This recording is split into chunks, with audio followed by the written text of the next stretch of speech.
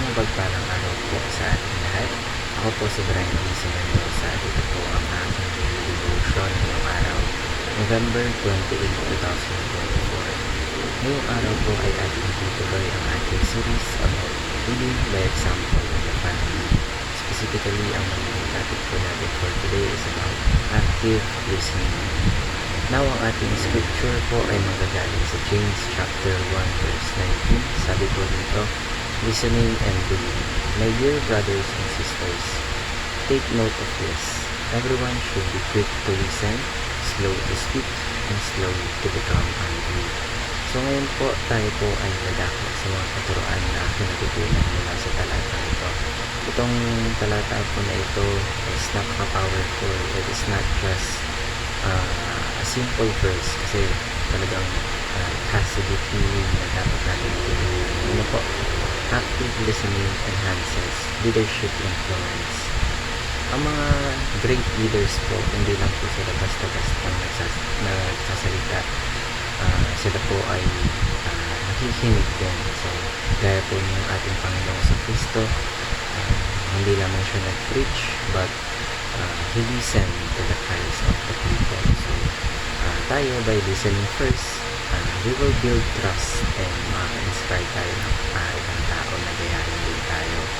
Ikalawa, parents should be quick to listen, slow to speak, and slow to become angry. So, para po sa mga magulang, ito po sabi po sa James chapter 1 verse 19, basahin po. Give us a parenting masterclass. Listen first. So, huwag niyo pong i-rush yung pag-judge nyo. Huwag po kayo mag-iis mag-judge. Dapat you are ready to listen. So, you teach love and understanding to your kids.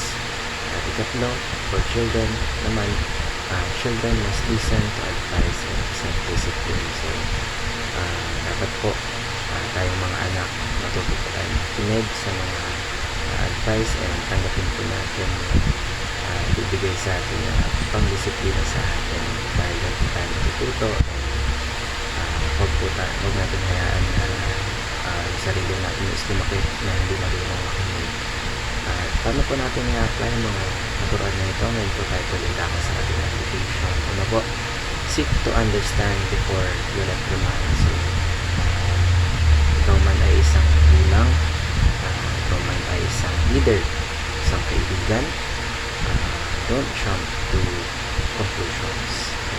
You take a moment to hear the full story. So, kasi kapag inintindi mo muna, your words carry more weight.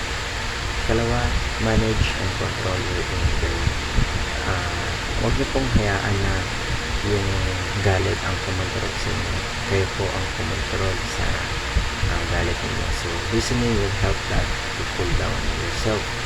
So, example, when someone offends you, bago ka magalit, control mo yung sarili mo, pause muna.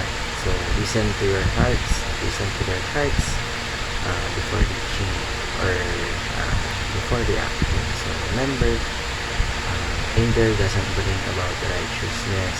Huwag po natin hayaan yung sarili natin na magbabalot sa galit. Ikatlo, listen to grow in wisdom.